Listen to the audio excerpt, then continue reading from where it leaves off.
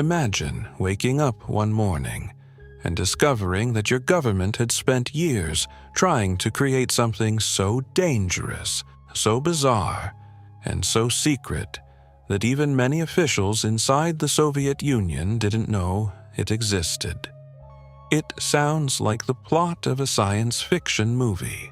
Behind closed doors, hidden deep inside military facilities, laboratories, and research centers, Soviet scientists worked on projects that were never supposed to become public. Some were designed to win the Cold War. Some were meant to create the ultimate weapon. And some were so extreme that even the people involved later refused to talk about them. It's one of the greatest achievements of modern science. Nuclear reactors could generate enormous amounts of electricity. They symbolized progress, modernization, the future itself. Officials proudly promoted nuclear technology as safe, efficient, and reliable. Entire cities were built around power plants. Thousands of engineers dedicated their lives to operating these facilities.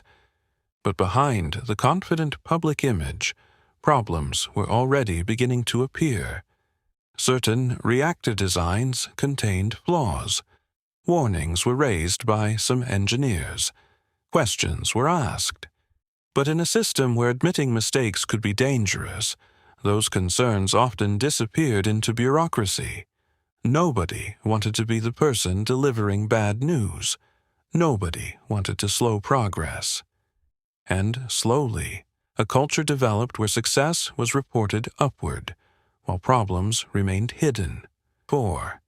Engineers wanted to understand how certain systems would behave during a power failure.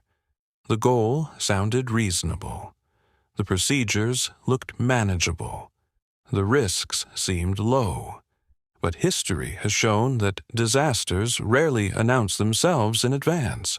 Most catastrophes begin with ordinary decisions, small compromises, minor assumptions, tiny mistakes that appear harmless until they combine into something far larger.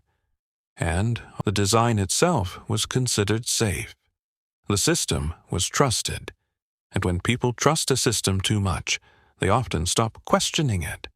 Then everything changed. Within seconds, power surged beyond expectations. Temperatures skyrocketed. Radiation. You cannot smell it. You cannot hear it. You cannot see it.